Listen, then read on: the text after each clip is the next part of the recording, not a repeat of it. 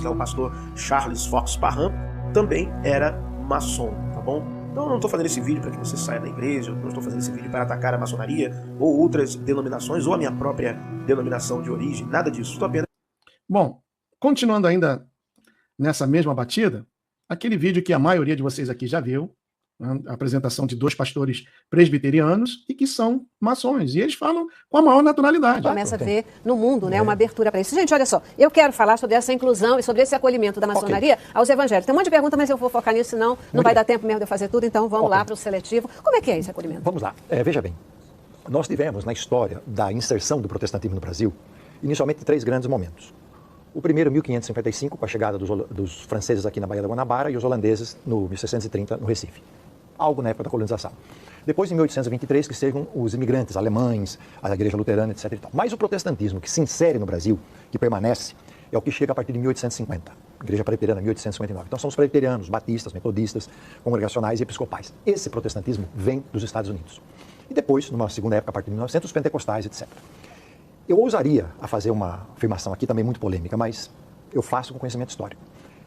Depois de Deus, da ação de Deus, esse protestantismo de 1850 para frente só se inseriu no Brasil graças à maçonaria. Sem dúvida. Foi a instituição que Deus usou para que... Porque os protestantes, os evangélicos que aqui chegaram, nós não tínhamos o reconhecimento da religião, era o império. A Igreja Católica Apostólica Romana era a igreja oficial. Então, os maçons abriram suas lojas para que pastores missionários fizessem as primeiras pregações. Os maçons se uniram aos protestantes e ao Partido Republicano na proclamação da República. Então nós temos inúmeros casos. Há um caso bem concreto que eu, quando dou aula de história da igreja, falo aos meus alunos. Perto da cidade de Campinas, São Paulo, há uma cidade chamada Americana e logo do lado uma cidade chamada Santa Bárbara do Oeste. Nessa cidade, Santa Bárbara do Oeste, é um cemitério chamado Cemitério do Campo. A cidade americana chama-se Americana exatamente porque muitos americanos chegaram, eram do sul dos Estados Unidos, eram escravagistas e fizeram ali grandes fazendas, etc. e tal. Nesse cemitério do campo, você visita ali, encontra basicamente todos os túmulos com símbolo maçônico. Então, eram todos maçons que vieram dos Estados Unidos, inclusive os primeiros missionários. Quando o ex-presidente dos Estados Unidos, Jimmy Carter, esteve no Brasil, ele visitou esse cemitério do campo. Então, lógico que houve influência, as igrejas na época aceitaram, e eu diria, talvez isso seja algo muito contra a maçonaria, porque a maçonaria participou da independência do Brasil. A maçonaria participou da derrubada do Império. Para derrubar o Império e proclamar a República, 3 forças se uniram: protestantes, maçons e o Partido Republicano, na luta. Então, para derrubar o Império e proclamar a República. Nesse momento, a maçonaria e os protestantes, por exemplo, se tornaram elementos progressistas da sociedade, como a maçonaria esteve também à frente da Revolução Francesa. Por esse fato, talvez, ela receba tanto ódio de muitas instituições que são conservadoras. O Papa, por exemplo, Leão XIII, perseguiu a maçonaria, a Igreja Católica, nesse sentido. Exatamente as estruturas mais conservadoras da sociedade ou religiosas acabam vendo na maçonaria esse elemento que era muito progressista, não sei se hoje ainda é, esse elemento perigoso. E aí criticam.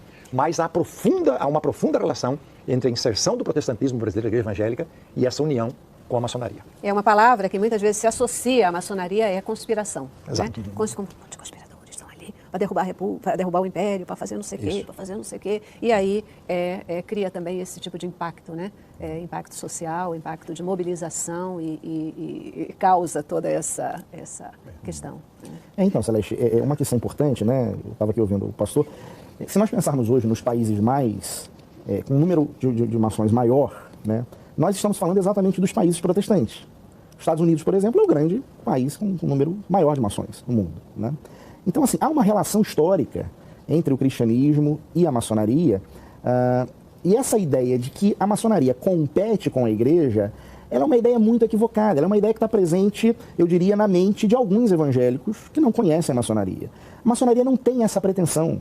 Ela, por não ser uma religião, ela inclusive estimula que cada membro, né, esteja lá na sua religião, pratique a sua religião.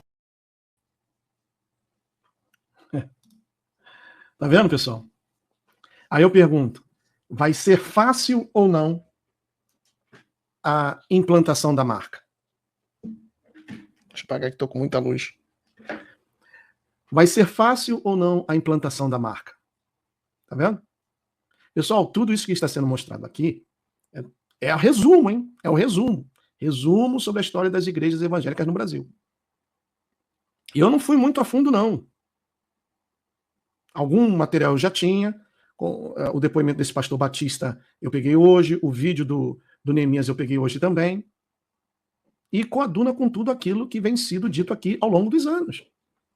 Então o pessoal vai aceitar a marca com um sorriso nos lábios. Porque os ungidos vão dizer, olha, como o Malafaia já falou, pode colocar chip na cabeça, no braço, no coração, porque a igreja não vai estar aqui, não. Então eles vão esperar até o último momento por um arrebatamento que não vai acontecer. Porque desde o início o evangelho foi pregado de uma forma errada. Vocês viram aí o pastor falando, o pastor Batista, primeiro batismo da Igreja Batista no Brasil foi dentro de uma loja maçônica. Agora, esses são os falsos adoradores, conforme a palavra diz, que o Pai está em busca dos verdadeiros adoradores que o adorem em espírito e em verdade. Se ele está em busca dos verdadeiros, porque existem os falsos. Esses são os falsos. Agora, os verdadeiros, esses sim serão perseguidos, como nesse relato aqui, olha.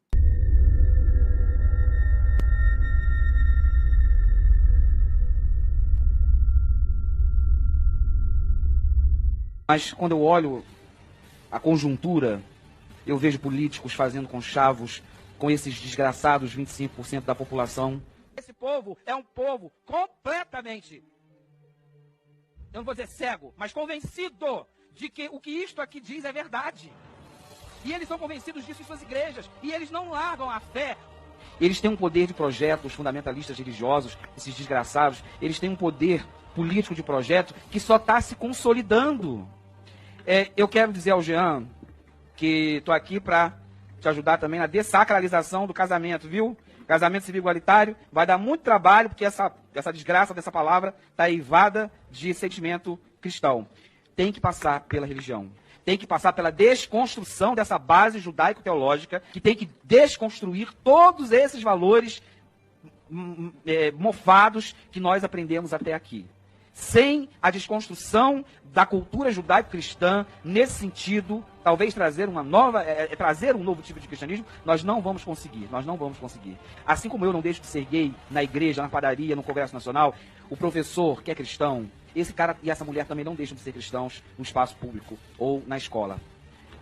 Mas eu sei que eu estou disposto a pegar em armas se isso for. Uma professora de educação infantil, você pensa que ela larga a Bíblia dela na cabeceira da cama? Ou um professor de 2º grau larga a fé dele no quarto, na hora antes dele ir para a escola? Não, vai junto com ele, porque a fé o constitui. A fé, a profissão de fé é algo que nos constitui. Então, concluindo, se vocês querem realmente mexer na educação, vocês não conseguirão sem a religião. E sem a religião de caráter progressista, sem a religião de caráter inclusiva, sem essa releitura histórico-crítica da Bíblia.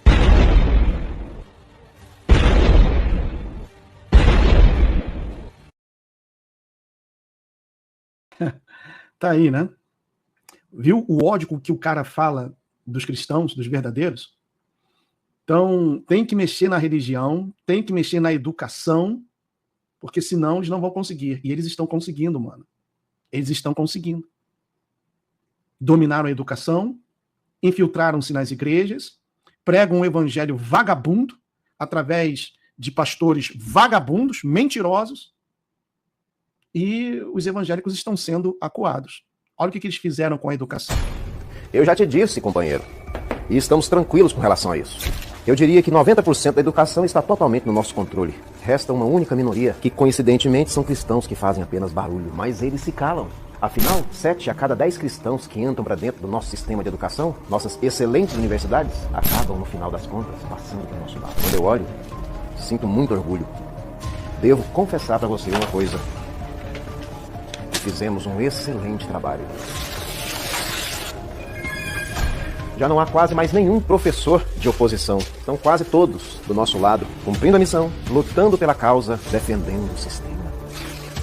Eu deixei eles muito bem treinados. Estão oprimindo os que discordam e aplaudindo os que concordam. Você acha mesmo que esses cristãos bananas vão querer virar chacota defendendo seus ideais? São jovens, bobos, precisam fazer parte do grupo para se sentirem valorizados. Essas atitudes dos professores de disseminar as nossas ideologias e oprimir quem se opõe são seguidas pelos alunos. Hoje, os próprios colegas de turma cancelam uns aos outros. Conseguimos colocar significado em coisas que não têm. Simplificamos em poucas palavras para serem mais fáceis de serem repetidas. Ao fazerem isso, nossos fantoches criam ambiência. Sim, claro, isso é fundamental para que possamos criar o senso comum, pois todo cristão, ele é tanto retrógrado quanto ultrapassado, assim como também careta.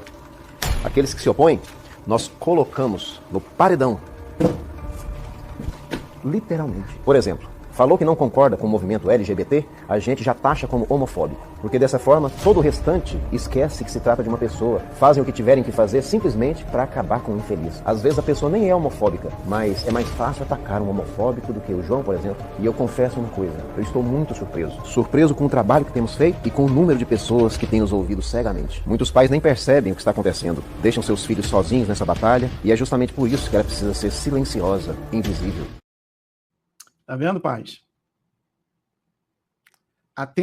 Atentos com aquilo, com tudo que os seus filhos estão aprendendo nas escolas, universidades, faculdades. É uma guerra, como o cara falou aí, silenciosa e invisível. Esse é o sistema, mano. O sistema é cruel, o sistema é bandido. O sistema trabalha para o sistema.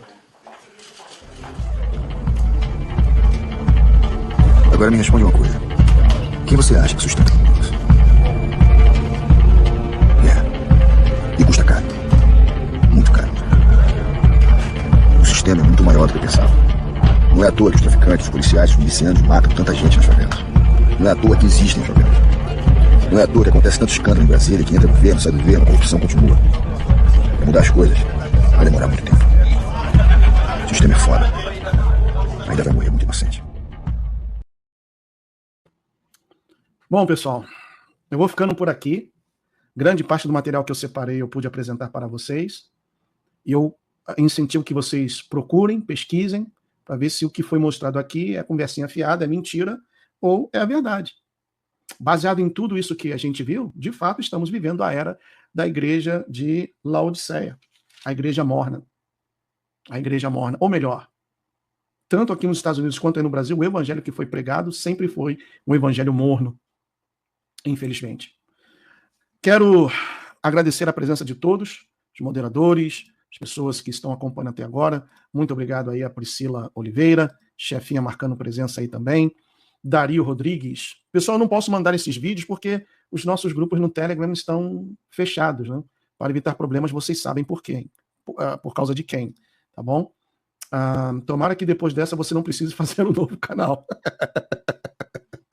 Eu não consigo ficar quieto. A Vânia que morre do coração comigo.